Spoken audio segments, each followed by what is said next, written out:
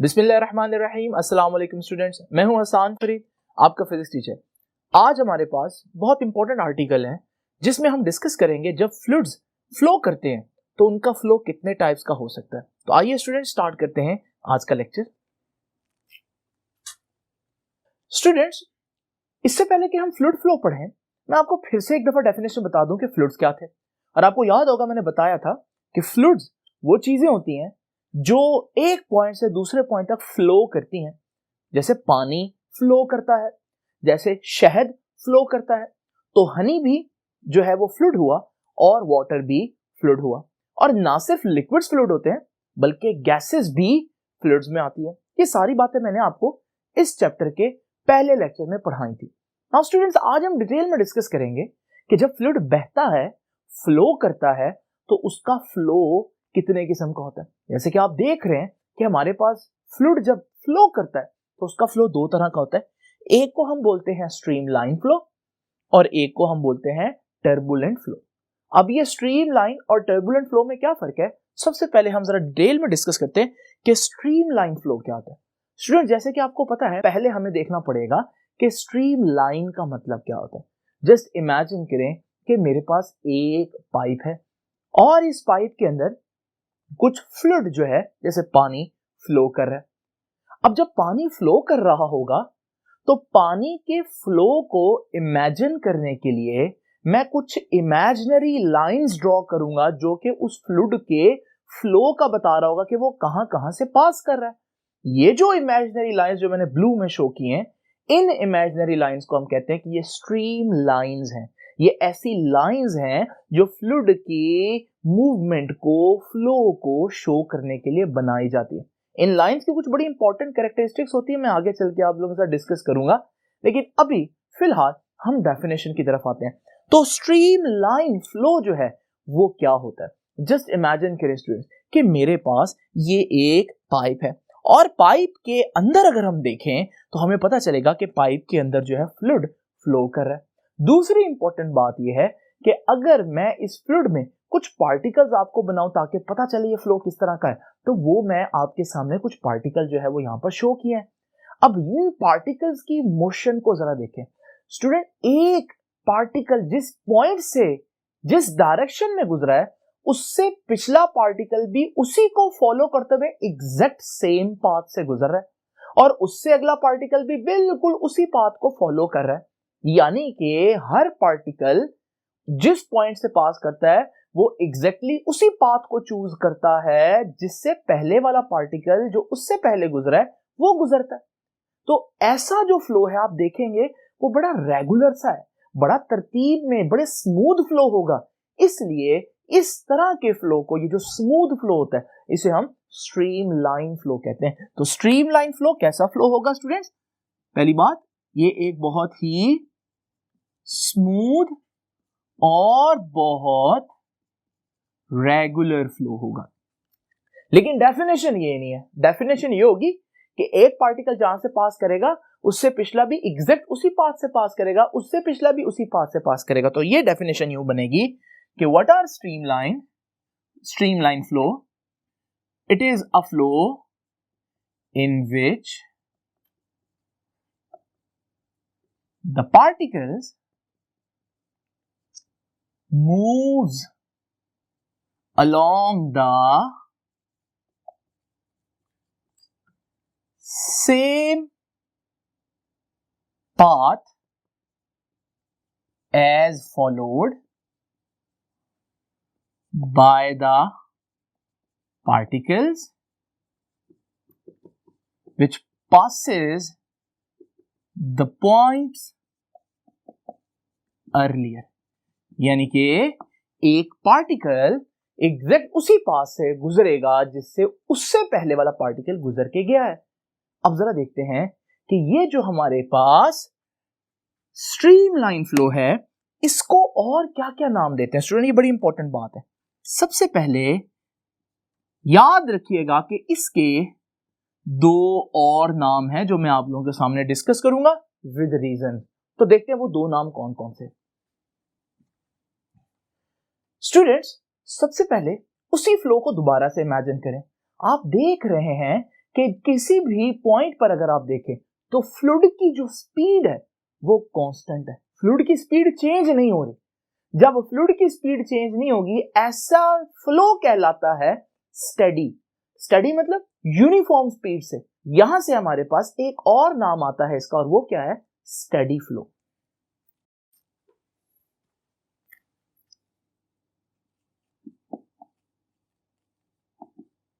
तो ये एक नाम याद रखना आपने।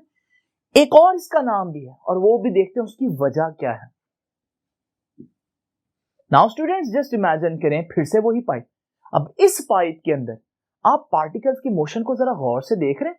अगर आप देखें आपको लगेगा जैसे पार्टिकल्स लेयर बाय लेयर चल रहे हैं, यानी पार्टिकल्स की एक पूरी लेयर एक स्पीड से गुजरती है, फिर उसके पीछे एक और लेयर होती है और उसके पीछे एक और लेयर होती है। यहां मैं कुछ गैप दिखा रहा हूं बीच में, एक्चुअली में ये गैप बहुत कम होगा। ये जो लेयर्स है ना बिल्कुल ऐसे ही जैसे ताश के पत्तों की लेयर्स होती कि एक ताश का पत्ता है उसके पैरेलल दूसरा पड़ा होता है, उसके पैरेलल तीसरा पड़ा होता है। ये जो लेयर्स होती हैं मॉलिक्यूल्स की इन्हें हम बोलते हैं लैमिना। और यहां से क्योंकि molecules layer by layer flow कर रहे हैं तो हम इसको एक और नाम देते हैं और वो क्या है? Laminar flow. लामिना से ये वर्ड निकला। तो ये हमारे पास इसका दूसरा नाम आया और वो क्या है? Laminar flow. अब ये तो सारी जो मैंने अभी आपको चीजें दिखाई वो इमेजिनरी थी। रियलिटी में आप लोगों ने ये फ्लो कहां देखा है जरा देखते हैं स्टूडेंट्स। जस्ट इमेजिन करें स्टूडेंट्स कि हमारे पास एक वाटर टैप है। अगर आप इस वाटर टैप को थोड़ा सा ओपन करें कि पानी थोड़ा थोड़ा बाहर आए तो आप देखेंगे कि पानी जो है वो एक काफी हद तक स्मूथ फ्लो बनाएगा। ये एक स्ट्रीमलाइन फ्लो है ऑलमोस्ट। बिल्कुल इसी तरह से अगर आपने सिगरेट देखा हो तो सिगरेट से निकलने वाला जो धुआं है वो भी बड़े ही तरीके से ऊपर को उठ रहा होता है, बड़े स्मूथ फ्लो के साथ। इसे हम बोलते हैं कि ये भी एक स्ट्रीमलाइन फ्लो है। तो यहां से हमारे जहन में आता है कि भाई स्ट्रीमलाइन फ्लो कब होगा? तो जरा देखते हैं कुछ कंडीशंस स्ट्रीमलाइन फ्लो की। स्टूडेंट इससे पहले कि मैं आपको कंडीशंस बताऊं, एक डायग्राम है जिसमें आप लोगों ने ये शो करना है कि स्ट्रीमलाइन फ्लो किस तरह का होता है। तो वो डायग्राम कुछ इस तरह से होगी कि जिसमें आप एक पाइप बनाएंगे, बड़ा ही यूनिफॉर्मली चेंजिंग एरिया होगा उसका, एब्रप्टली चेंजिंग नहीं, अचानक से चेंज नहीं होगा, बड़े आराम आराम से चेंज हो रहा होगा। और आप इसके अंदर जो भी फ्लूइड है उसका फ्लो बनाएंगे। और ये जो मैंने रेड में शो किए हैं ना ये है स्टूडेंट स्ट्रीम लाइंस। क्या असल में आपको पानी के अंदर यूं लाइंस नजर आएंगी? हरगिज नहीं। ये सिर्फ लाइंस क्या है मैंने इमेजिन की हुई है। और लाइंस को इमेजिन क्यों किया? क्योंकि लाइंस को देखेंगे उनकी शेप से आपको अंदाजा हो जाएगा कि यार फ्लो बहुत स्मूथ है। और अगर मैं जिगजैग लाइंस बनाऊंगा तो फिर आपको पता चल जाएगा कि ये फ्लो जो है वो स्मूथ नहीं है, इर्रेगुलर है। नाउ स्टूडेंट्स ये हमारे पास एक कैसा फ्लो है? ये हमारे पास एक स्ट्रीम लाइन फ्लो है। अब स्ट्रीमलाइन फ्लो कब होगा जरा कंडीशंस देखते हैं। कंडीशन किस चीज की है? ये स्ट्रीमलाइन फ्लो होने की। तो याद रखिएगा पहली चीज स्ट्रीमलाइन फ्लो कब होगा? जब हमारे पास स्पीड कम होगी। अगर स्पीड ज्यादा हो तो उतना हमारे पास फ्लो जो है वो डिस्टर्ब होता जाएगा और हमारे पास वो रेगुलर या स्मूथ नहीं रहेगा। और आपने देखा भी है जब हवा जो है वो बड़ी तेजी से चले तो उसका जो स्मूथ फ्लो है वो डिस्टर्ब होना शुरू हो जाता है जितनी इसकी स्पीड बढ़ती जाएगी। बिल्कुल इसी तरह से फ्लो तब हमारे पास स्ट्रीमलाइन होगा जब हमारे पास फ्लो चैनल जो है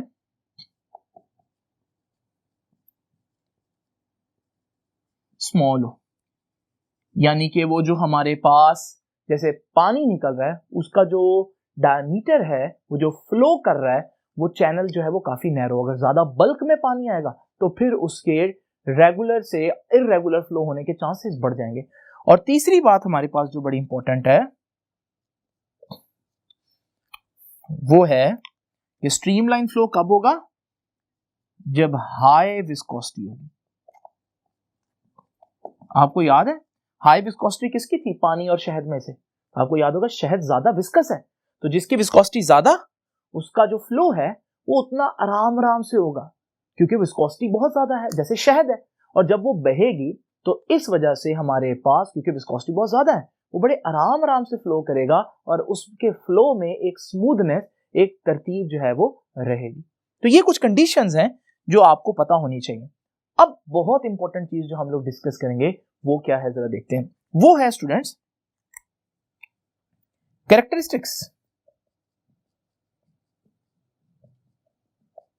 कैरेक्टरिस्टिक्स ऑफ स्ट्रीमलाइन फ्लो।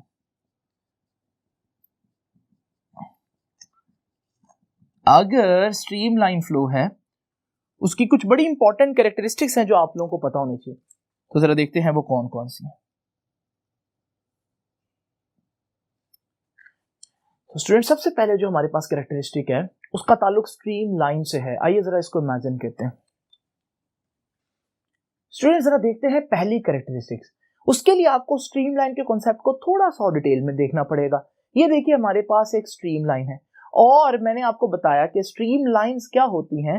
ये इमेजिनरी लाइंस होती हैं जो किसी भी फ्लूइड के फ्लो को शो करने के लिए हम यूज करते हैं।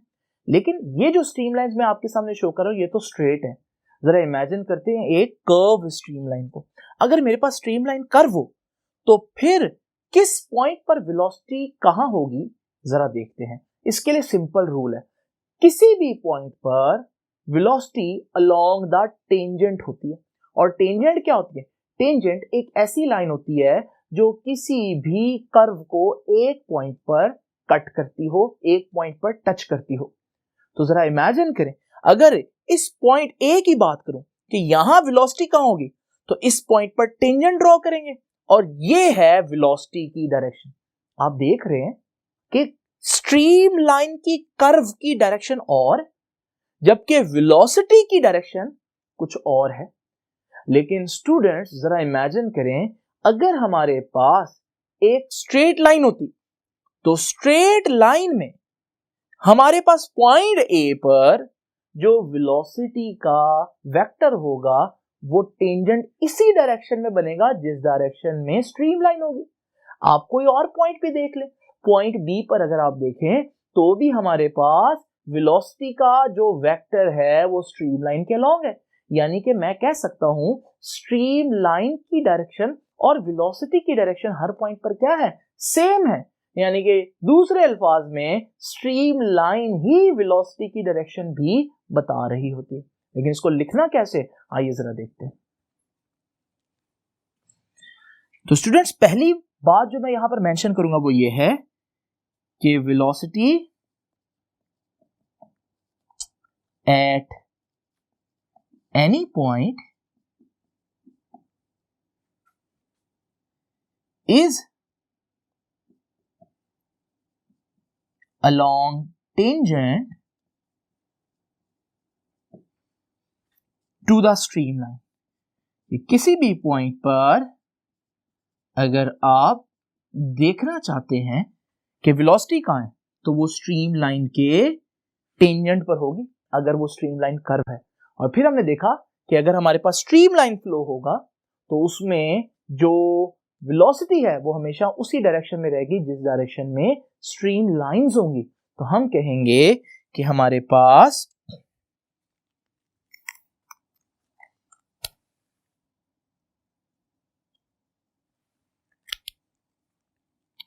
Direction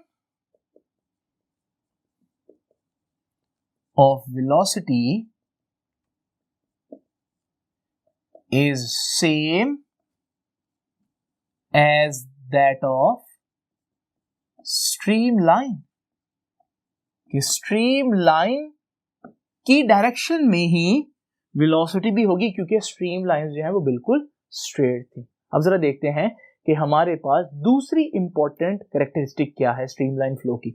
now student just imagine करें कि अगर स्ट्रीमलाइन आपस में क्रॉस करें। अब ये दो स्ट्रीमलाइंस मैं आपके सामने शो कर रहा हूं, अगर ये आपस में क्रॉस करेंगे, ये पॉइंट ए पर क्रॉस कर रहे हैं। मुझसे कोई पूछता है पॉइंट ए पर बताएं वेलोसिटी कहां होगी, वेलोसिटी कहां होती है? Along tangent. लेकिन इस पॉइंट पर दो कर्व्स पास कर रहे हैं, जरा एक कर्व को मैं थोड़ी देर के लिए भूल जाता हूं, दूसरी कर्व जो है उस पर टेंजेंट ये बनेगा, और ये हुई इस कर्व के लिहाज से इस पॉइंट पर वेलोसिटी, क्योंकि इस कर्व के लिहाज से टेंजेंट ये बनता है ना। अब जरा इमेजिन करें, अगर मैं यही लॉजिक दूसरी कर्व पर लगाऊं और इसको भूल जाऊं, तो उस पर कर्व पर जो टेंजेंट बनेगा वो ये वाली लाइन होगी। यानी एक पॉइंट के ऊपर अगर मैं कहूं कि पार्टिकल के कितनी वेलोसिटीज हैं, तो आप देखें एक पॉइंट के ऊपर पार्टिकल के पास दो वेलोसिटीज हैं, और वो भी डिफरेंट डायरेक्शंस में। यानी कि अगर मैं इसे को पूछेगा भाई पार्टिकल कहां जाएगा, तो मैं कहूंगा पार्टिकल इधर भी जाएगा और पार्टिकल उस डायरेक्शन में भी जाएगा। लेकिन क्या ऐसा मुमकिन होता है? क्या एक ही पार्टिकल एक वक्त में दो जगहों पर जा सकता है? हरगिज नहीं। इसका मतलब किसी एक पॉइंट पर वेलोसिटीज की दो डायरेक्शंस होना मुमकिन ही नहीं है, और अगर वेलोसिटीज की दो डायरेक्शन मुमकिन नहीं है, तो यहां से नतीजा ये निकाला कि स्ट्रीम लाइंस कभी भी एक दूसरे को क्रॉस ही नहीं कर सकती। और ये भी बड़ा इंपॉर्टेंट फीचर है, याद रखिएगा कि हमारे पास streamlines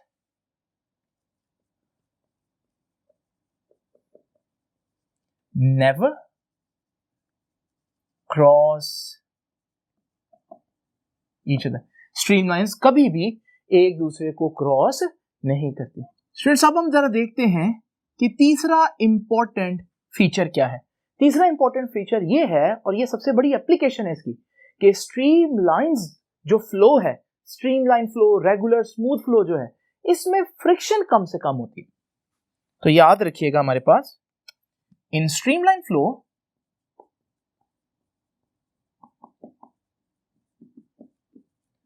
friction is minimum, friction कम से कम होती। और यही वजह है कि हम स्ट्रीमलाइन को, जो हम स्ट्रीमलाइन फ्लो है, इसको हमेशा प्रेफर करते हैं, और हम जितना भी जो इंजीनियरिंग में चीजें बनाते हैं उनमें कोशिश करते हैं हमारे ऑटोमोबाइल्स या हमारे जो व्हीकल्स हैं उनका डिजाइन जो है वो स्ट्रीमलाइन हो। जैसे कि जब हम फार्मूला 1 रेसिंग कार्स बनाते हैं, तो फार्मूला 1 रेसिंग कार्स में जब हवा में से इस फार्मूला 1 रेसिंग कार ने पास करना है, तो हम चाहते हैं कि हवा जो इसके साथ फ्लो बनाए वो स्ट्रीमलाइन फ्लो हो। तो हम इसकी बॉडी जो है वो स्ट्रीमलाइन रखते हैं, जिसकी वजह से जो फ्रिक्शन है वो मिनिमम होती है, और ये जो रेसिंग कार्स हैं ये बहुत ज्यादा स्पीड जो है वो अचीव कर सकती हैं। तो इसकी एप्लीकेशंस हमारे पास क्या हुई?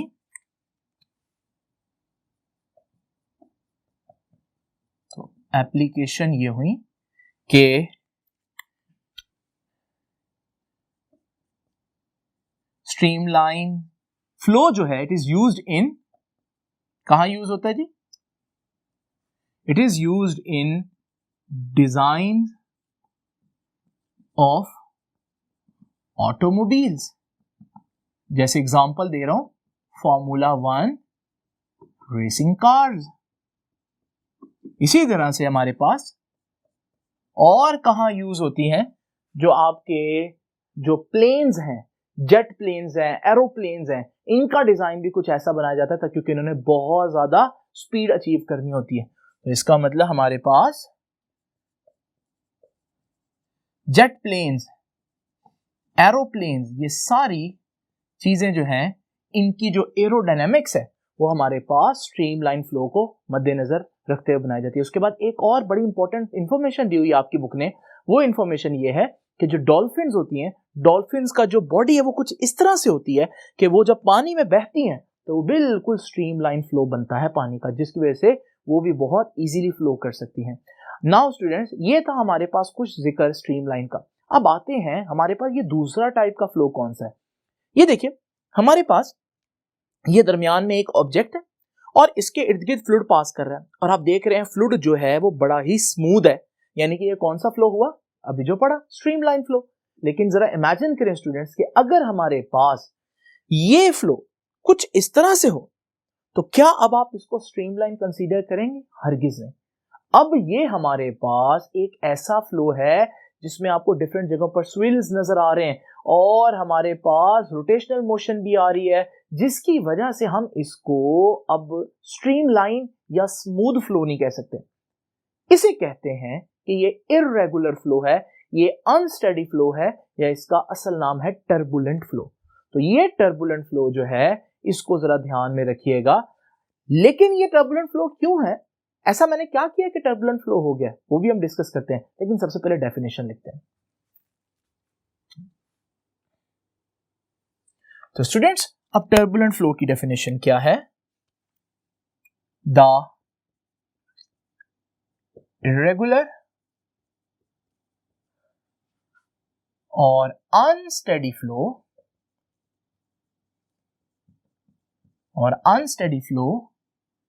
of a fluid is called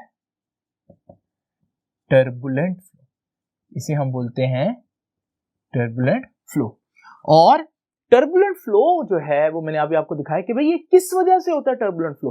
तो आइए जरा देखते हैं, ये बड़ी इंपॉर्टेंट बात है स्टूडेंट्स याद रखिएगा, ये जो फ्लो मैंने भी आपको दिखाया ये स्ट्रीमलाइन था।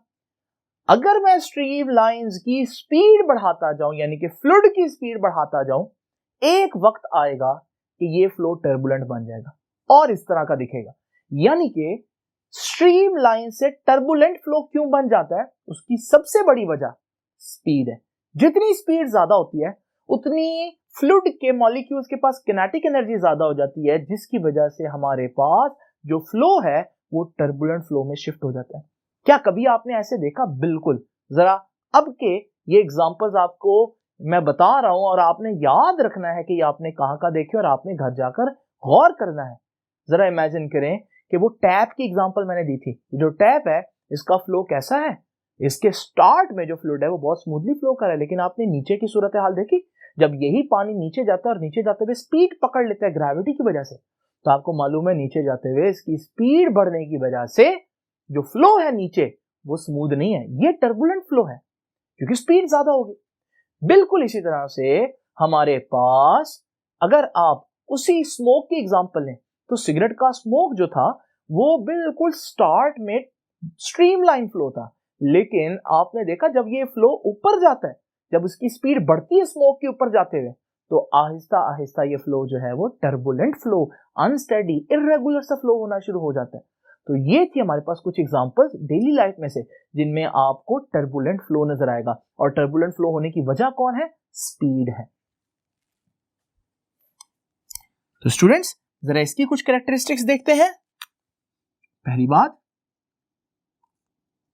कि हमारे पास जो टर्बुलेंट फ्लो है उसमें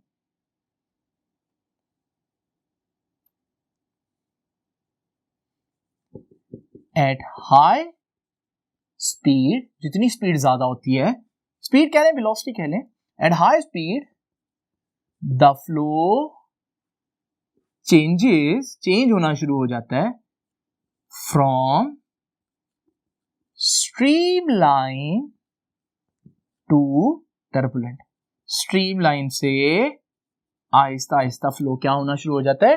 टर्बुलेंट होना शुरू हो जाता है। और आप देखेंगे स्टूडेंट कि ये जो फ्लो है हमारे पास, इस फ्लो में कोई खास रेगुलर पैटर्न नहीं था, और जिस तरह से ये फ्लो था इस वजह से फ्रिक्शन मिनिमम नहीं होगी बल्कि काफी फ्रिक्शन होगी। तो ये भी बड़ी इंपॉर्टेंट बात है। लेकिन उससे पहले मैं एक और बात बता दूं, वो वेलोसिटी जिस पर स्ट्रीमलाइन टर्बुलेंट फ्लो बन जाता है उस वेलोसिटी को बोलते हैं क्रिटिकल वेलोसिटी। ये याद रखिएगा, क्रिटिकल वेलोसिटी वो वेलोसिटी है जिस पर आकर स्ट्रीमलाइन फ्लो जो है वो टर्बुलेंट फ्लो बन जाता है।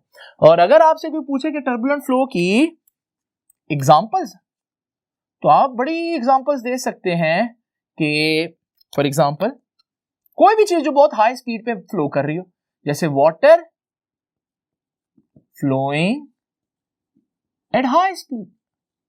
जब हाई स्पीड पर पानी फ्लो कर रहा होगा तो हमारे पास वो एक टर्बुलेंट फ्लो होगा।